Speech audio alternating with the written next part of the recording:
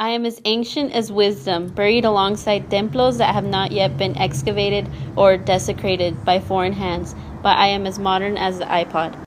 I speak in Xochitl-Incuictlat, Floricanto, hip-hop, poetry, and spoken word, all manifestations of our rich oral tradition that refuses to die, only to change form, forming a bridge between our past and our future. Identity for me, I guess, means always changing. I guess that's something I learned throughout this course, that even though in one place you may have one identity, you can have a different identity in another place. It's always changing. I learned that identity changes by studying the concepts that we've been seeing and learning during the class. It made me more aware of the things that happen around me and others. I am the campesino bent in the heat of the blaring sun, the one overrepresented in their prison system, but I am also the sheriff.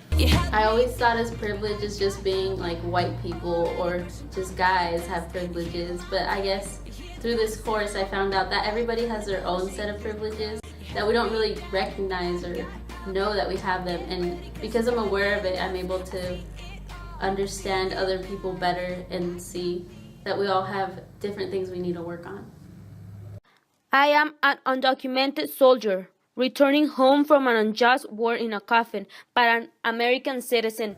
Racial microaggressions are compliments that usually are negative. The people that say them are unaware and don't understand the meaning behind them. I am high school dropout, GED, bachelor's, master's, and PhD. I would still rather die on my feet than live on my knees. I am the mask of the Zapatistas that allow their cause to be seen. I think that one example I saw at Mestizos Arts and Activism was when we did the privilege walk here, and everybody was really uncomfortable and didn't want to step forward, and they didn't want to recognize their privilege, and that's something that we all probably struggle with, trying to recognize our own privileges. I am a business owner.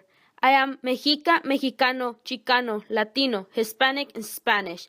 I pronounce my name Martinez and Martinez. I am the one Tancredo says is stealing American jobs. An example for me for microaggressions that I saw in Mestizo Art and Activism is that a girl was talking about how she was giving a speech on her school, and that a man approached her and was telling her that she spoke very well English, and she didn't understand at first what he meant, and now that she's here at Mestizos, she does.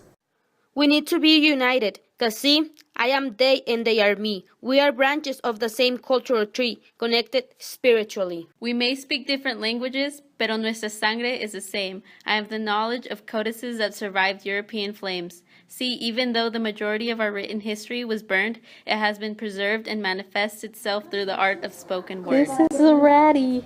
Racial microaggressions are...